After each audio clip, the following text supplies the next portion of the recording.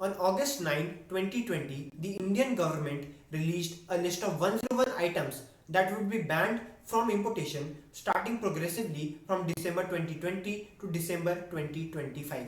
Now, this list would affect a wide ranging of weapons starting from sniper rifles to missile destroyers to even the more complicated space shuttles. Our Defense Minister Rajnath Singh confirmed in a series of tweets about this decision. These bans aren't the effect of sudden outbreak of pacifism in India. They are intended to ensure that the Indian military, the second largest in the world, with 1.44 million personnel, procure these weapons from factories within India. So today me, Lakshya Pandey, and my friend Harshit Arora would like to take you all and have a deeper insight to why all this started, what are the things which are included in the list, and most importantly, what are the reforms which are supposedly going to be taken up by the Indian government and the Defense Ministry for the better implementation. So let's start. Since 2015, India has spent more money on arms imports than any other country in the world except Saudi Arabia. So this means that our defense budget keeps on rising every year.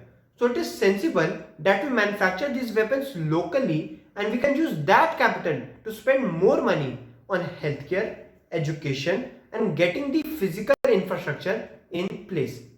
So now let us look at some roadblocks which are hindering the growth in our weapon manufacturing sector and some of its solutions. So now, as we all know everything about the ban, we'll move forward and try to figure out a few points which are certainly the real reasons behind our country's inability to create our own defense system. Researching and developing about new military systems is the job of DRDO, the Defense Research and Development Organization. The DRDO takes up around 20% of India's total R&D funds, which is huge. But its inherent problems and contradictions have always made it unable to lead to the creation of India's very own MICs, the military industrial complexes. So what are the problems with DRDO? Let's find out. Number one is poor HR management. The DRDO has only 3% of the scientists with PhDs in their respective fields. 67% of them being plain vanilla graduates or postgraduates in the fields of sciences, humanities, and even medicine. So clearly, the scientists at DRDO are ill prepared and ill equipped to conduct that cutting edge research, which can find its way to the assembly lines and eventually into the armory of our armed forces. Next important fact is professionalism. Around 71% of drop has been seen in the scientists' entry test from the year 2013 to 2017. Around 57% of the senior scientists have left DRDO on account of professional dissatisfaction. 87% of the new entrants join in the hope of good opportunities but are disenchanted soon after. So clearly this needs to be changed because this is also affecting our manufacturing in a really harsh way. But the inability goes beyond DRDO as well.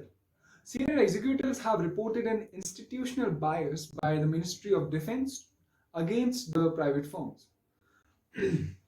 The government wants to favor the public sector undertakings, even if it is at the expense of quality and cost. Clearly, the problem is part DRDO, part system weaknesses, and part conspiracy, losing out on which can be the driving force of our economy. So all in all, this is a high time. Never in the history India has needed an MIC more than today. Yes, indeed. India needs to set up more MICs. So now, to summarize this discussion, we have seen is that the way forward is that India manufactures these weapons locally while leveraging and collaborating with the Western nations and more recently Israel. We have also seen the various roadblocks which are hindering our growth in the manufacturing sector and the various solutions we need so we can catalyze the growth in the manufacturing sector. These are we need reforms in the capital, land and labor sector.